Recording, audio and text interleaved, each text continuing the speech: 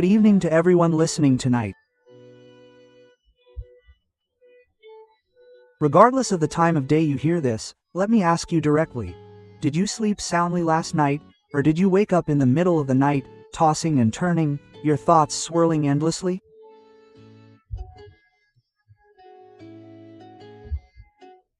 Did you feel tired even though you just woke up, feeling heavy in your body and dizzy even though you haven't done anything?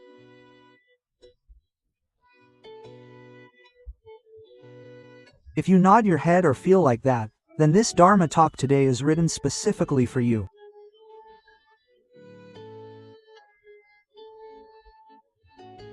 Because there is a truth that the Buddha discovered 2,500 years ago, a truth that modern science has only confirmed in this century. Peace is the deepest, fundamental essence of humanity.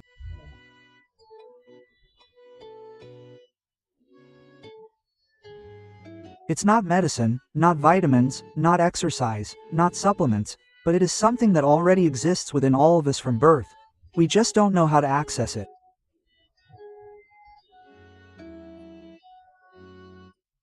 Today, we will journey together through stories, teachings, and the experiences of people from different eras to discover that.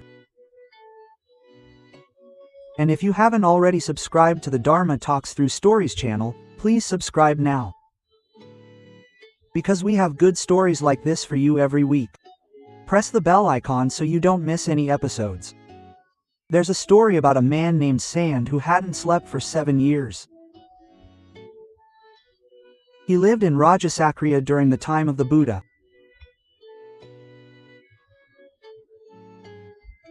He was a successful cloth merchant with a large house, a loving wife, 2 children, and he had enough wealth for several lives, yet Suna suffered from insomnia.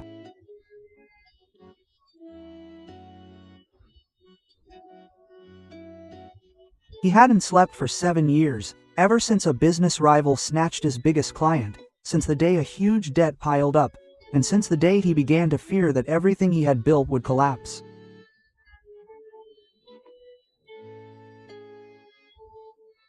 Every night when he put his head on the pillow, thoughts would flood out like water overflowing a cracked dam. He calculated figures, planned loans, pictured people he disliked, worried about tomorrow, feared what the day before would be. His body began to break down, his hair fell out, his skin was pale and haggard, and his weight dropped alarmingly. Doctors recommended many herbal remedies, but nothing worked. Until one day, an old friend took him to listen to a sermon from the Venerable Sariputra, a great disciple of the Buddha. Suna went reluctantly, thinking he wasn't religious and wasn't the type to sit and listen to sermons. He was a businessman who needed a tangible solution. But when the Venerable Sariputra began to speak, Suna was shocked. The Venerable Sariputra wasn't talking about religion. He was talking about the mind, how the mind works, how thoughts create suffering, and how anxiety harms the body. The Venerable Sariputra said, "You are a great man.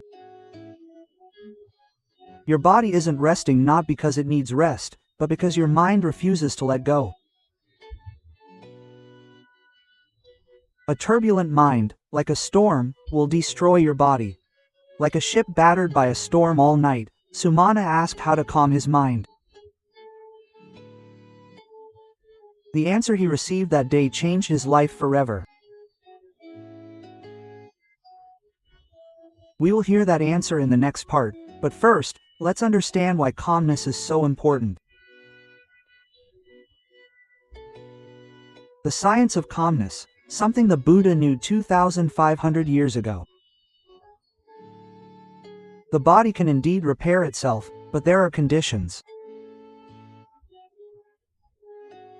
In modern medicine, there is a very interesting term, the paroxysmal nervous system, or the nervous system that operates in a state of calm, which is the opposite of the sympathetic nervous system, or the fight or flight system that activates when we are stressed. When the paroxysmal nervous system is active, the body enters repair mode. The heart rate slows, blood pressure decreases, the digestive system works better, the immune system strengthens, cells are repaired, and melatonin, the hormone that promotes sleep, is released.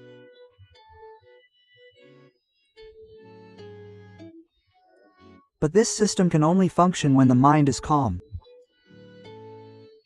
When we are anxious, afraid, angry, or overthinking, the sympathetic nervous system is stimulated. The body releases cortisol and adrenaline, which are stress hormones. These hormones are very good in the short term because they help us escape danger, but if they are present all the time, they will slowly harm the body. This is what the Buddha discovered in his own way, through deep observation of his own mind.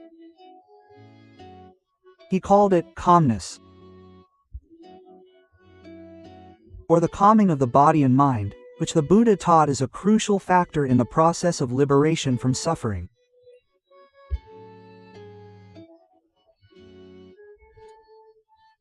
In the Tripitaka, there's a very interesting sutra where the Buddha explains that a calm state of mind directly affects the body, just as still water reflects a clear image, while water battered by a storm reflects nothing.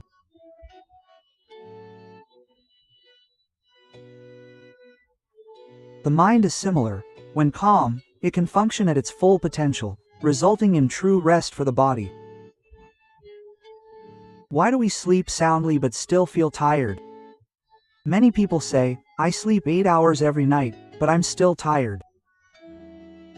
The answer lies in the quality of sleep, not the quantity. If you sleep soundly but your mind is still wandering, having nightmares, or feeling stressed, your body won't be fully repaired because the nervous system is still alert and hasn't allowed its repair mechanism to work. The Buddha taught about this in the form of mindfulness and meditation before bed, which we will discuss in detail later. The teaching of loving kindness is the best sleeping aid in the world. Returning to the story of Sumana, when Sumana asked Sariputta how to calm his mind, Sariputta didn't teach him to stop thinking, because that's impossible. Instead, he taught him about loving kindness meditation. Loving kindness means goodwill, pure love that expects nothing in return.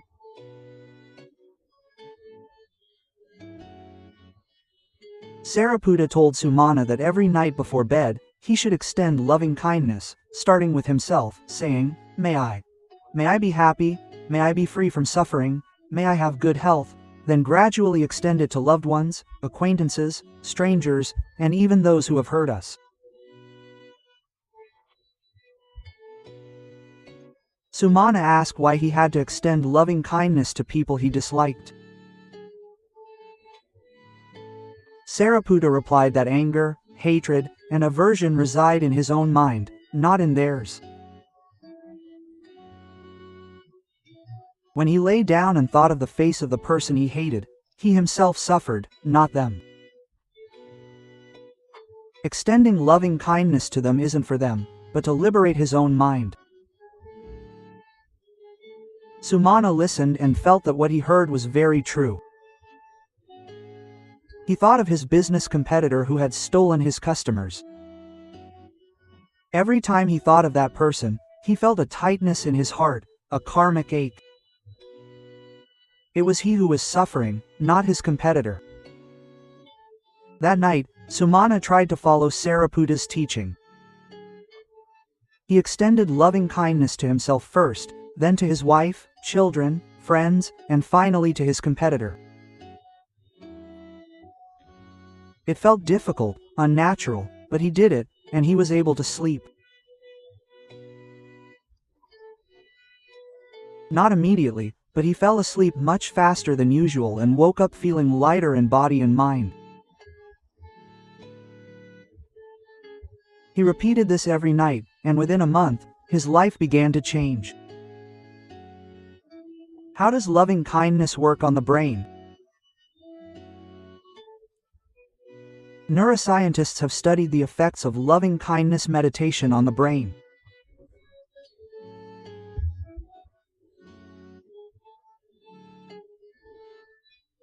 Research has found that extending loving-kindness stimulates insulin and sclerosis, which are parts of the brain related to compassion and happiness. It has also been found that consistent practice of loving-kindness reduces cortisol levels and increases oxytocin levels, known as the love hormone.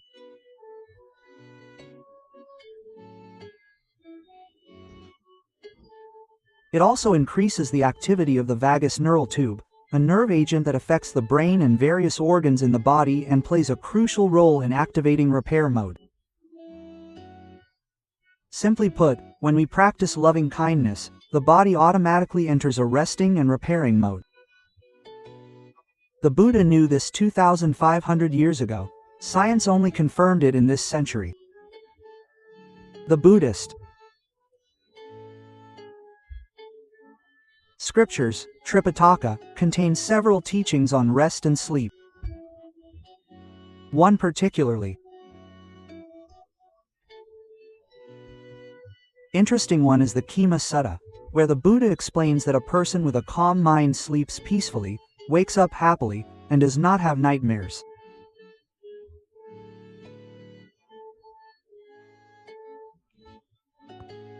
He also taught that an untrained mind is like a wild horse that cannot be controlled and runs wherever it pleases, but a trained mind is like a well-trained horse that follows the owner's wishes.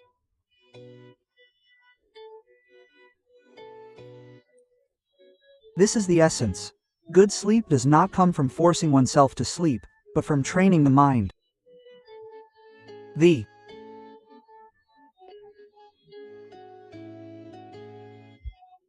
Buddha taught 3 principles before bedtime, which can be summarized in the Tripitaka. 1. Mindfulness, or awareness of what is happening in the present moment.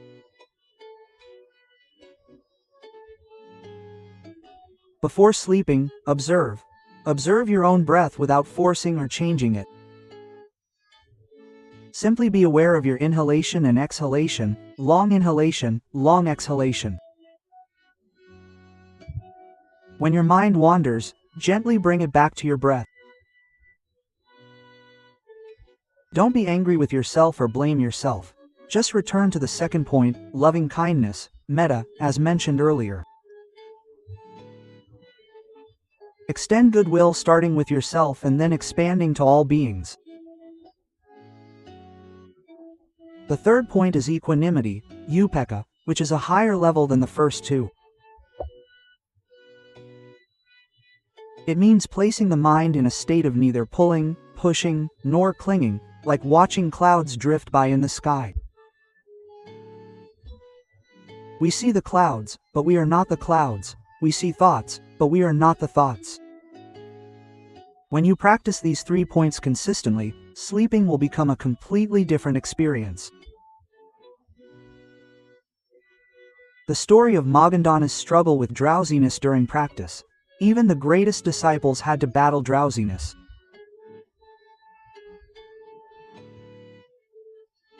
The Tripitaka contains a very interesting story about Magadhana, the Buddha's most powerful disciple. One day, Magadhana was meditating in the forest, but he felt extremely drowsy. Drowsiness is drowsiness, even for an arhat. He nodded, his head slumped, and his meditation vanished. The Buddha knew of this and came to Magadhana himself, teaching him 7 ways to overcome drowsiness, which are recorded in the scriptures.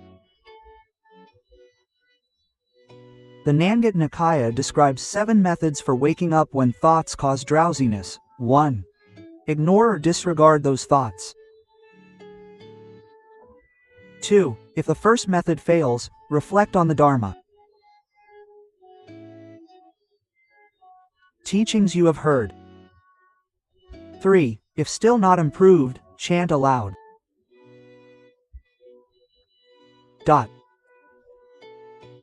4. Touch your ears and body. 5. Stand upright, look around, and gaze at the stars. 6. Concentrate. On light, aloka sannyana. 7. The final method is mindful walking, jongkrawit, back and forth. What is very interesting here is that the Buddha did not teach people to practice sleeping, but rather to solve drowsiness in a step-by-step manner. When drowsiness became unbearable, the Buddha instructed them to lie down with mindfulness, setting a specific time in their hearts to wake up and not making a big deal out of it. This is the compassion and wisdom of the Buddha. He understood human nature and taught realistically, waking up with good health. The art of waking up in the Buddhist way. If extinguishing drowsiness with compassion is half the equation, the other half is waking up with mindfulness. The Tripitaka contains very interesting teachings about waking up. The Buddha taught that the best time to practice Dharma is the early morning hours, or patsima, which is before dawn.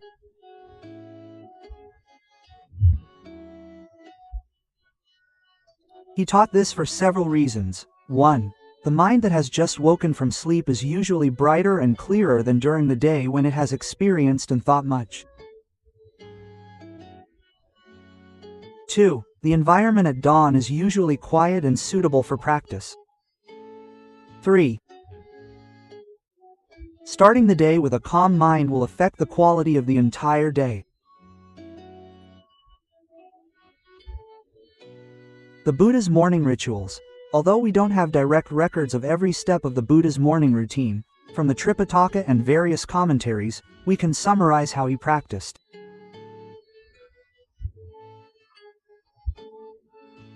He woke up very early and meditated before doing anything else. It is known that he was wise in using his time and never started the day in a hurry or rushed. Then he went out for alms, receiving food from the people. This was a walking mindfully, slowly, looking at the ground, not looking around, is a form of moving meditation in itself.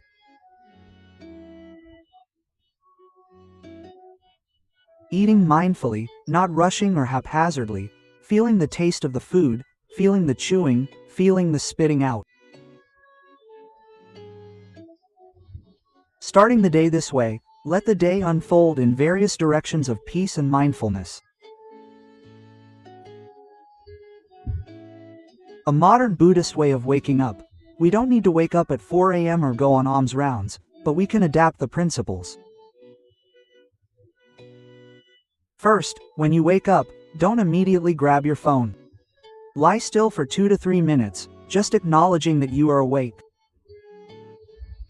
Be aware of your breath, the sounds around you, and how your body feels.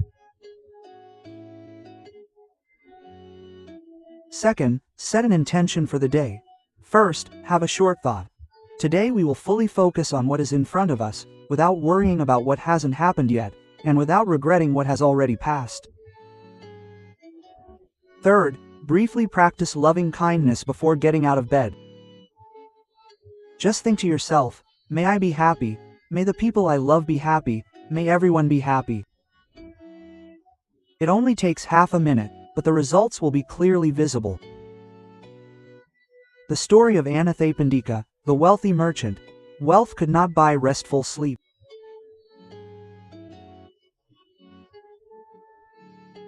Anathapindika, or Anathapindika Sethi in Pali, was a very famous figure in Buddhism. He was one of the wealthiest merchants of his time and the donor of the Jetavana Mahavihara, the monastery where the Buddha resided for the longest period. But few know that before he met the Buddha, he suffered from insomnia due to worries about his business, his wealth, and his employees. One day, he heard that the Buddha was residing in a nearby town. He woke up in the middle of the night and hurried there, eager to meet him. The Tripitaka records that while traveling through the area late at night, he felt so frightened that he stopped abruptly. Then, a bright light appeared, and he felt a sense of peace radiating from the direction where the Buddha was residing. When he met the Buddha at dawn, the Buddha asked him if he was happy. The merchant replied, "I am happy, Lord, but I still have some worries." The Buddha replied, "O wealthy man, those worries are like thorns you have picked up yourself. No one forced you to hold them." This short statement made the wealthy man understand something profound. He had been rich his entire life, but he never realized he was suffering unnecessarily. From that day on, he began to practice letting go, and his life changed miraculously.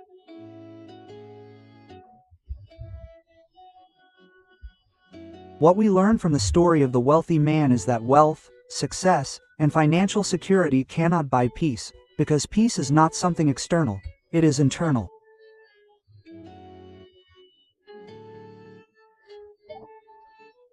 And what steals our peace is often not poverty or failure, but the thoughts we choose to think.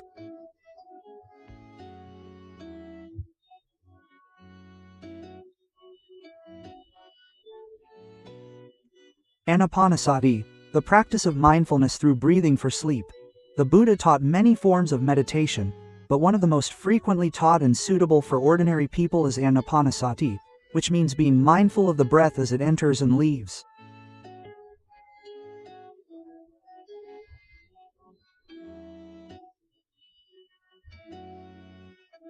In the Anapanasati Sutra, the Buddha explained Anapanasati in detail in 16 steps, but for sleep, we don't need to do all 16 steps, just the basic steps are sufficient. Step 1. Know when you are breathing in deeply. When you breathe out deeply, know that you are breathing out deeply. Step 2. Know when you are breathing in briefly. When you breathe out deeply, know that you are breathing out deeply.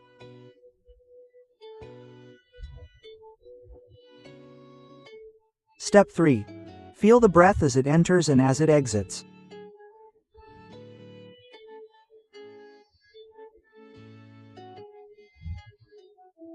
Practice being aware of how the breath affects your entire body, from the tip of your nose to your chest and abdomen.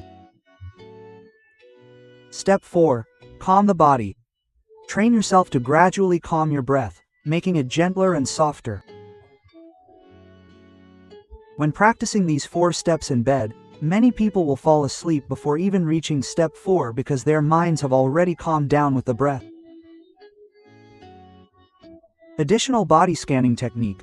Besides Anapanasati, mindfulness of breathing, there is another technique that aligns with the teachings of the Tripitaka, Buddhist scriptures, Kayanupasana, or contemplation of the body. This method involves lying down with your eyes closed and gradually directing your attention to different parts of your body. Starting from your toes and moving up, become aware of the sensations in your toes, soles, heels, ankles, shins, knees, thighs, hips, and continue upwards to your head. Don't do anything, simply acknowledge each part. If you feel tension in any area, simply acknowledge it. If you feel pain in any area, simply acknowledge it. Don't resist or try to fix it, just be aware. Doing this will draw your attention away from thoughts in your head and bring it to the present moment in your body, which may help calm your mind and make it easier to fall asleep. The 3 refuges before bed. Entrusting oneself to something greater than oneself. This is a common practice in Buddhism, both Theravada and Mahayana, where one entrusts oneself to the 3 refuges.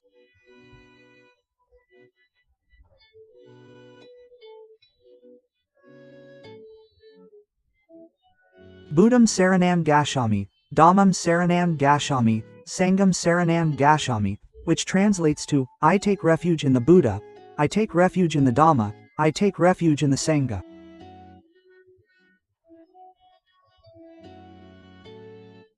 Many people recite this automatically without thinking about its meaning. But if we recite it with understanding, it has great power. When we recite, I take refuge in the Buddha, it means we are laying down the burdens in our minds. We are telling ourselves that there is something greater than me, and we trust in that. When we recite, I take refuge in the Dhamma, it means we believe in the laws of nature, in cause and effect, in truth. We are telling ourselves that this world has laws, it is not a game. I don't need to control everything. For example, when we pray that we take refuge in the Sangha, it means we are not alone in the world.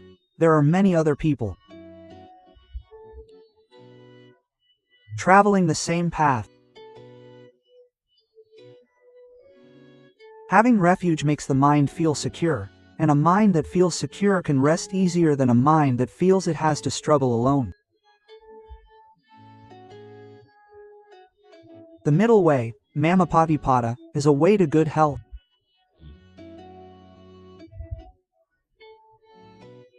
The Buddha taught about Mammapatipada, or the middle way, which is very important in the context of health and sleep.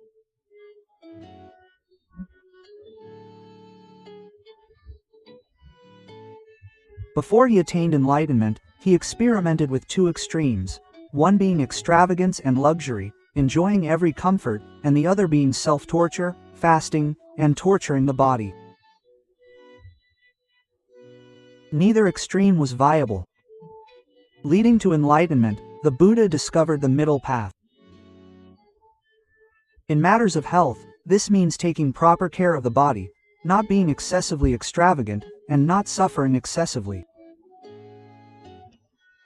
Regarding sleep, the middle path means not sleeping too much to the point of being unhappy, and not sleeping too little to the point of physical breakdown.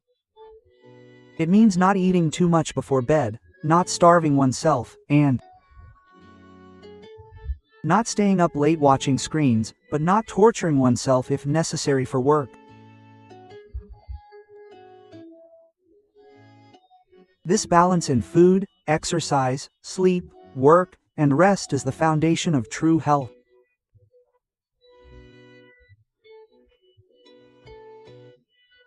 Few people know that the 5 precepts, besides being moral principles, also have a direct impact on physical and mental health. The first precept, refraining from killing animals, softens the mind and reduces aggression, a major source of stress. The second precept, refraining from stealing, brings peace of mind, freeing one from fear of consequences, a crucial factor in restful sleep. The third precept, refraining from adultery, promotes peaceful relationships and reduces family conflict, a major source of stress for many. The fourth precept, refraining from lying, eliminates the burden of lies, a significant mental weigh-on. The fifth precept, refraining from alcohol, harms sleep. Even though alcohol may lead to faster sleep, it damages the quality of sleep in the second half of the night. Simply put, observing the precepts brings peace of mind and mental comfort. It promotes sound sleep. Sound sleep leads to good health. The last night of the Buddha, the peace in his final moments. I will conclude this journey today with a very touching story. The story of the last night before the Buddha's passing into nirvana.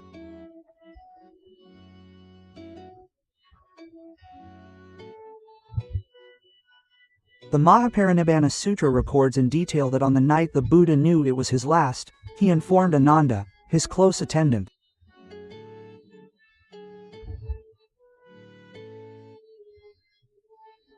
Ananda wept with sorrow, but the Buddha said, "Ananda, do not be sad, do not cry.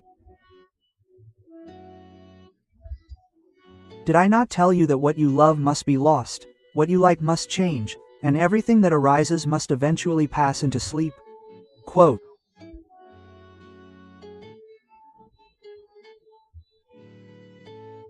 The Buddha attained parinirvana in the dead of night, lying on his right side, a position known as siyasaya, or in the highest state of meditation with mindfulness and awareness.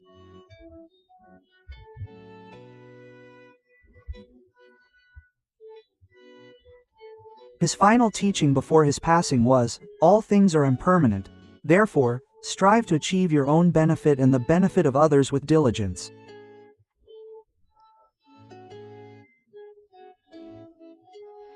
He passed away peacefully. In his final moments, undisturbed by anything. This is the most beautiful image of a death of compassion, waking up with good health, not just in a physical sense, but in a deeper meaning, a mind calm enough to be excellent in all things, even death. Peace is not the destination, but the path. Asumana, whom we discovered at the beginning of this story, had been practicing loving-kindness meditation continuously for a year. Someone asked him, "Are you no longer worried about business?" Asumana replied, "I am still worried, but I know now that this worry isn't me. It's just a cloud passing by in the sky. The sky remains the same." Quote. This is what the Buddha always taught. Peace doesn't mean the absence of thoughts, worries, or problems. Peace means knowing ourselves at a deep level, not being swayed by thoughts, like a tree with deep roots. No matter how strong the storm, the branches will sway, but the roots will remain.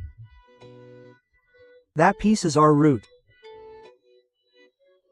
And when the roots are strong, no matter how difficult the night, we will extinguish it with loving kindness and wake up healthy.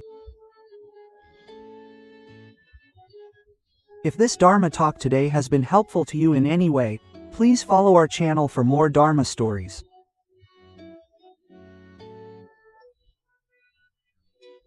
Here, we don't just teach Dharma theoretically, we take you on a journey through the lives of people in the time of the Buddha and in the present day, bringing Dharma to life, touching your heart, not just your mind. Every week we have new stories on various topics such as love, loss, success, failure, family, and many more. Each story is woven with the Buddha's principles that can be applied in daily life. A peaceful mind, a healed body, sleep with loving kindness, wake up healthy. Greetings,